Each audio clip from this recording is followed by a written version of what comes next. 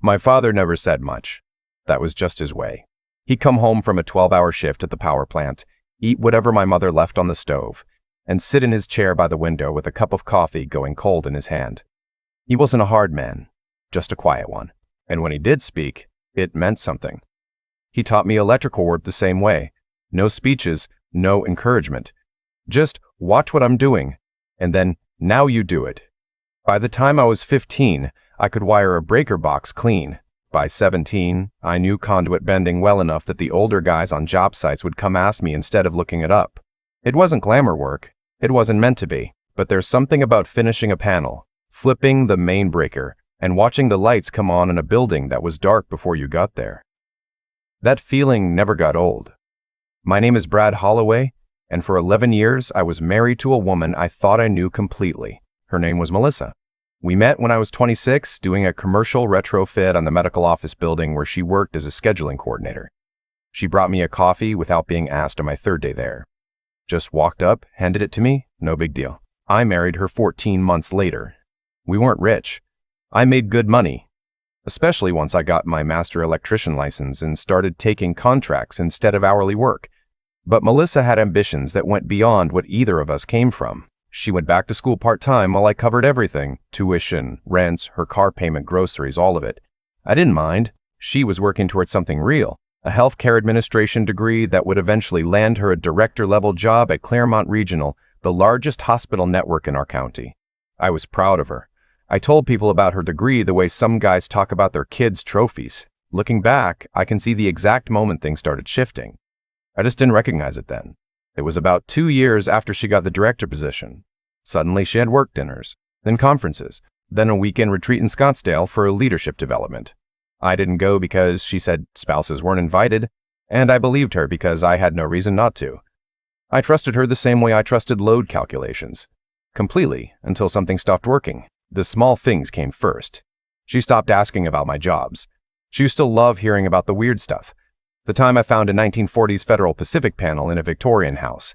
The time a general contractor accidentally cut through a live 480-volt feeder and lost a finger. She used to laugh at those stories. Then one day I noticed I was telling them to an empty room.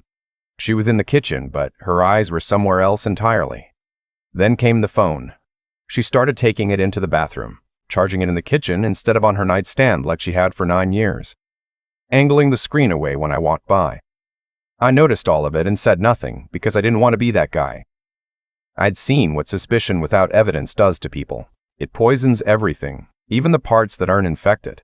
But I'm an electrician. I troubleshoot for a living. When something's wrong in a circuit, you don't ignore it and hope it fixes itself. You follow the fault. I didn't install anything on her phone. I didn't hire anyone. I just paid attention. And what I started seeing was a pattern. Every Thursday, she said she stayed late for administrative meetings, but the hospital's main number went to voicemail after 6. I called one Thursday just to test. Voicemail at 5:37. She didn't get home until 10:15. I asked her about it the next morning, casual as I could make it. She said they moved the meetings to a conference room in the East Wing, different extension. Made complete sense. I nodded and let it go. But I'd already decided to drive by the hospital that next Thursday. Just to drive. Nothing dramatic. Her car was in the lot. That part was true. But when I circled the building and looked at the administrative wing, it was dark. Every window dark. At 8:30 in the evening. I drove home and sat in the driveway for a long time. I didn't confront her that night. I wasn't ready. Instead, over the next 3 weeks, I watched. She wore a particular perfume on Thursdays that she never wore other days. She came home with her hair slightly different than she left. Not messed up, just restyled. Small things, the kind of things a woman fixes before she walks back through the front door. The confrontation, when it finally happened, wasn't planned. She had a Saturday off, which was rare. I made breakfast, eggs, toast, the works. We were sitting at the table, and she was checking her phone under the table like she thought I couldn't see. And something in me just ran out of patience. I said her name.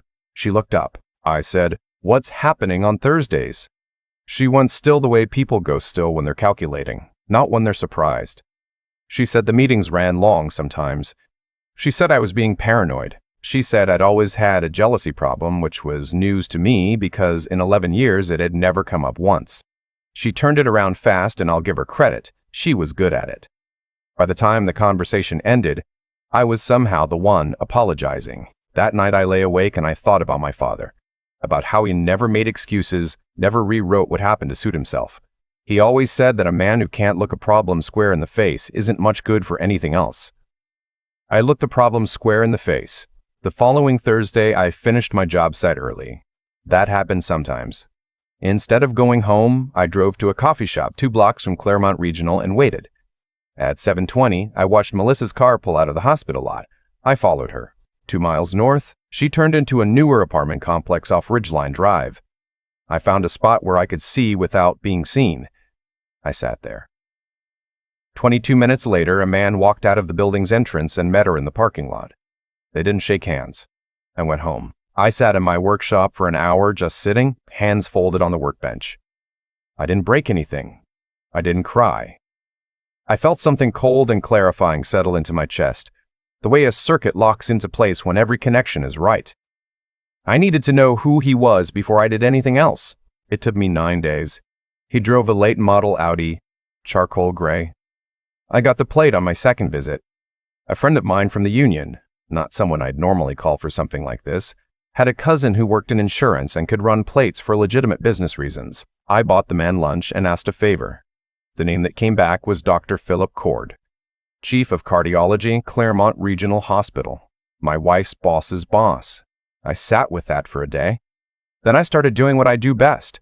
I thought about the problem systematically. I needed to understand what I was actually dealing with before I made a single move, because I had learned from job sites, from bad clients, from the one time I'd made an assumption about a panel and nearly cost a man his life, that acting on incomplete information is more dangerous than waiting. I also needed to talk to someone, not a friend who'd get angry on my behalf and push me toward doing something stupid.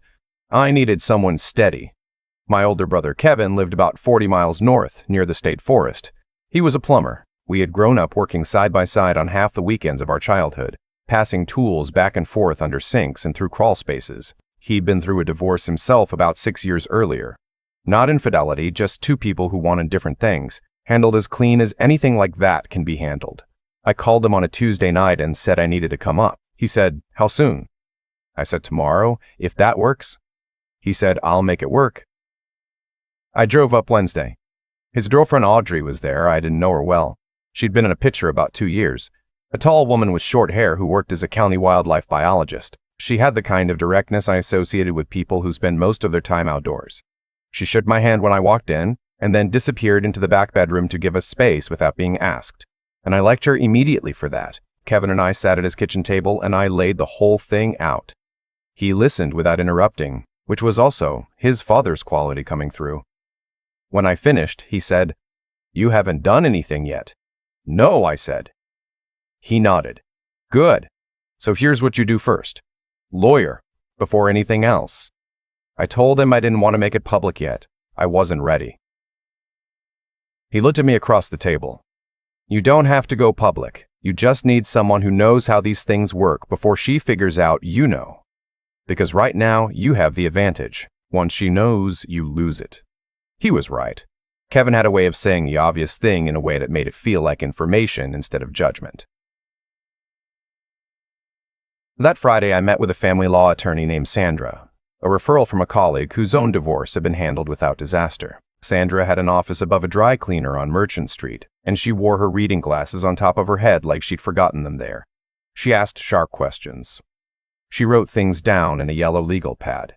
At the end of our meeting, she looked at me and said, "You need documentation. Dates, times, locations, anything you have in writing. Not confrontation yet. Information first." I had been an electrician for almost 20 years. Information first was language I understood. Over the next 2 weeks, I kept a log. Dates, times, what she said she was doing, what I observed instead. I wrote it in a small notebook I kept in my truck's center console. I didn't push anything at home. I was calm. I cooked dinner twice that week. We watched a movie on Friday.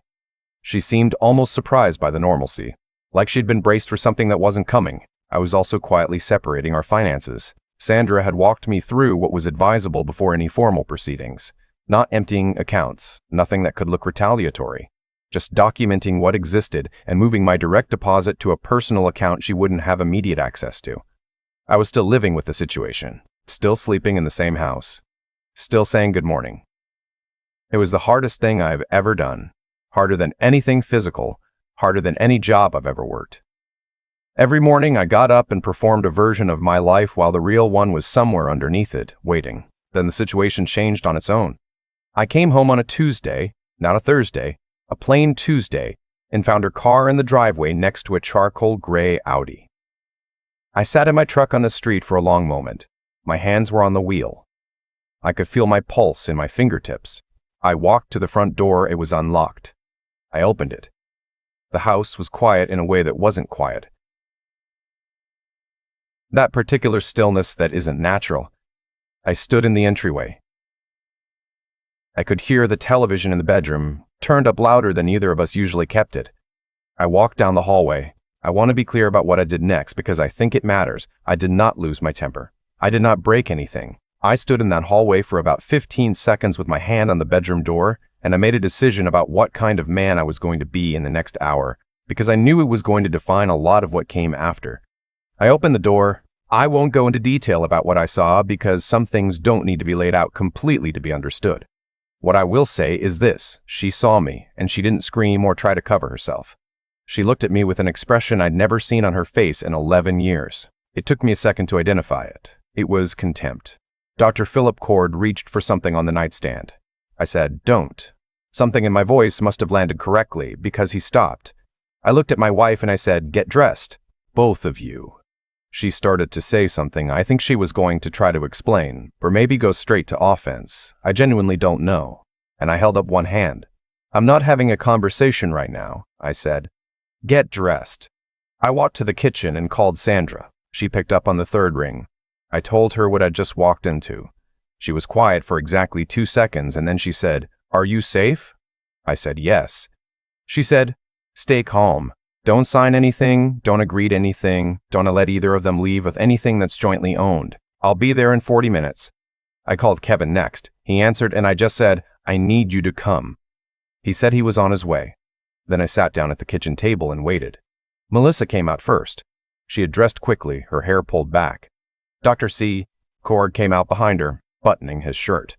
He was a compact man, maybe 50, with the easy confidence of someone who was used to being the most important person in any room. He looked at me like he was deciding how to handle a scheduling problem. He said, "I think we should all keep this civil." I looked at him. I said, "I think you should leave my house." He started to say something about Melissa's well-being, about how things were complicated, about how I needed to understand the situation. He had the kind of voice that expected to be listened to. I'd met men like him on job sites, the ones who don't know what they don't know, but speak as though they do. I stood up. I didn't move toward him. I just stood up and looked at him. He left. Melissa and I sat in the living room. She tried a few different approaches in the first 5 minutes. First sorrow, then explanation, then something that started to edge toward blame. I didn't respond to any of it. I just sat there and let her talk until she ran out of steam. Then I said, "Sandra's on her way. When she gets here, I'd like you to be somewhere else." She went pale. "You already have a lawyer?" "Yes," I said. For the first time since I'd walked through that door, something shifted in her face. The contempt gave way to something more human. Fear, maybe, or just the sudden recognition that she had miscalculated. Sandra arrived 37 minutes later, which was faster than 40. Kevin arrived 20 minutes after that. By then, Melissa had packed a bag and left. She didn't say goodbye. The door closed, and the house was just a house again. The divorce proceedings were not fast, but Sandra knew what she was doing. Given that we'd been married 11 years and I had documentation, both of the financial records showing my contributions and of what I'd observed during those weeks of paying attention, the settlement was fair. I kept the house. I kept my truck. I kept my tools, which were worth more than most people would guess. She got her car and a portion of the savings account. She did not get alimony because her income at Claremont Regional was considerably higher than mine, and Sandra made sure that was on record. I won't pretend the months that followed were easy. The house felt enormous in a way it never had before. I'd come home at the end of a job and the silence would just sit there waiting for me. I threw myself into work, which is what men in my family do when things fall apart, and for a while it was enough just to stay moving. Kevin called every Sunday morning. Audrey started sending me food. She hunted and would leave a cooler of venison at my door every couple of weeks with a note that just said, "Here." I started stopping by their place on weekends. Audrey had a friend she wanted me to meet, she said, but she didn't push it. She mentioned it once and then let it sit there like an open invitation I could pick up or ignore. I ignored it for about 3 months. Eventually I said okay. Her name was Joanne. She was 41, a former Army logistics officer who had been managing a heavy equipment rental company in the county for the past 4 years. She met me at Kevin's place on a Saturday afternoon in late September when the leaves were just starting to turn, and she shook my hand with the kind of grip that meant she wasn't performing anything for anyone. We talked for about 4 hours that afternoon, and I lost track of the time, which hadn't happened to me in a long while. She wasn't like Melissa. She wasn't performing ambition or dressing her life up for an audience. She had a house she'd paid off herself, 2 dogs, and a very straightforward understanding of what she wanted. She liked practical things. She could back a trailer as well as I could. She asked good questions and actually waited for the answers, and when I told her about the work I did, she didn't glaze over. She asked about the weird panels, the strange jobs, the stuff that made the work interesting. We took things slow. That was important to me, and she respected it without making it a conversation. We just moved at the pace things moved, and nobody pushed. Meanwhile, life at the former hospital arrangement was unraveling in ways I hadn't expected. About 4 months after my divorce was finalized, Kevin called on a Wednesday, not his usual Sunday, and told me he'd seen something in the local news. Claremont Regional was under investigation. The state health department and the county DA's office were both involved. The details were thin in the initial reporting, but over the following weeks more came out. An audit had flagged irregularities in the cardiology department, billing anomalies, Medicare charges for procedures that either hadn't happened or had been miscoded in systematic ways that could not reasonably be attributed to error. Dr. Philip Cord was named in the investigation. So was Claremont Regional's administrative leadership. Melissa was placed on administrative leave. I won't say I felt nothing when I read that. I felt something. But it wasn't satisfaction exactly. It was more like the feeling after a circuit that's been misfiring finally trips the breaker the way it's supposed to. The system did what it was designed to do, that's all. The investigation moved slowly, the way these things do. Dr. Cord's attorney was very active in the press. There were months of back and forth. I did not follow it closely because it wasn't my business anymore, and I had enough of my own work to keep track of. What I did follow was the slow, steady thing that was happening in my own life. Joanne and I had been dating about 8 months when she had an equipment emergency on a job site. A crane rental gone sideways, the client panicking, her crew short-handed. She called me at 7 in the morning on a Saturday, not to ask for help, just to tell me why she couldn't make our plans that day. I asked her where the site was. I showed up an hour later with a full tool bag and spent 6 hours helping sort out a rigging situation that I knew enough to be useful for. We ate bad sandwiches out of a paper bag at the tailgate of her truck and watched the sun go down over a field of equipment. And she said, without looking at me, "I could get used to this." I said, "Yeah, me too." She sold her house 8 months after that. She didn't move into mine.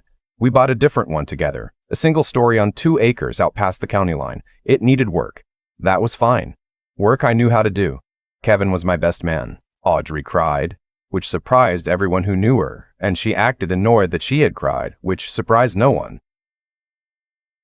What happened with Claremont Regional took another year to fully resolve.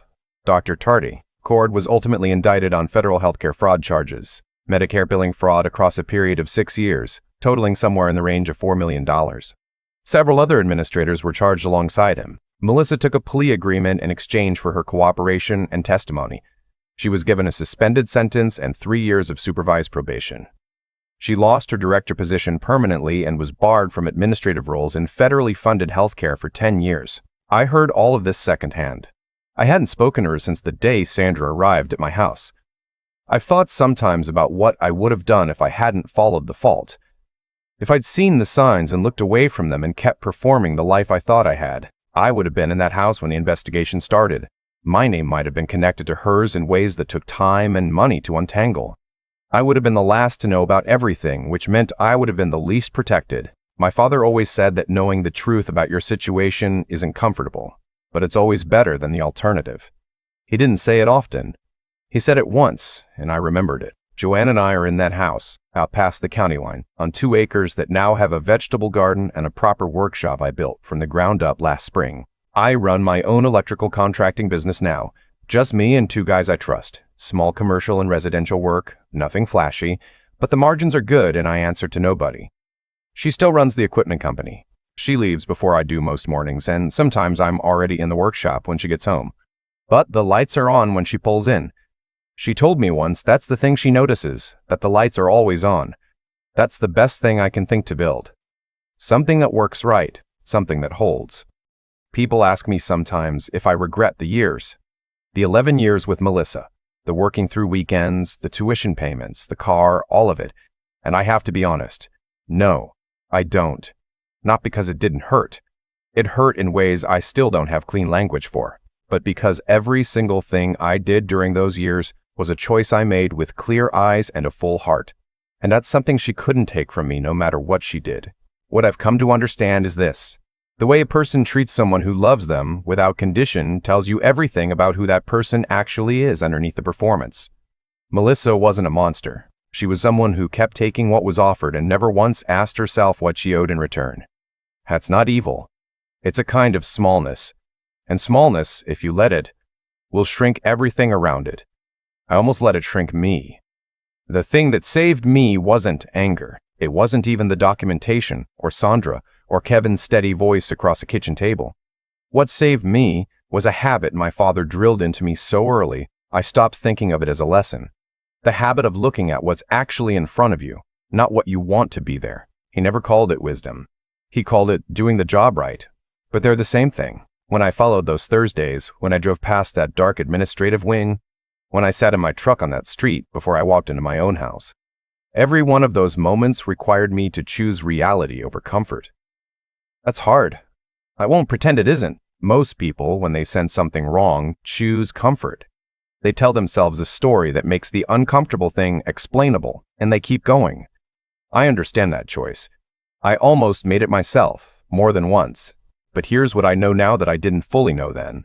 Protecting yourself is not the same as being cold, and intelligence in a crisis is not the same as not caring. I cared enormously. I just refused to let the caring make me helpless. I gathered information. I talked to people I trusted. I made decisions deliberately instead of reactively. And because of that, when everything came apart, I was standing on solid ground instead of in the middle of it. Dr. Cord made different choices. Melissa made different choices. And the outcomes that followed were not luck, bad or good. They were the direct result of the kind of people they had decided to be, compounding over time until there was nowhere left to hide from it. Joanne pulled into our driveway last Tuesday at dusk, and I was out in the workshop finishing a panel for a commercial job the next morning. She didn't come out right away. I found out later she stood at the window for a few minutes just watching the light in the workshop, the way it glowed through the dust. She told me it's her favorite thing about coming home. Not the house itself. Just that light. Evidence that someone is there, doing the work, keeping things running. That's what I'm trying to build every day. Not something impressive. Something real. Something that holds up when you put weight on it. My father would have had nothing to say about any of that. He'd have just nodded and gone back to his coffee. But I think he would have recognized it.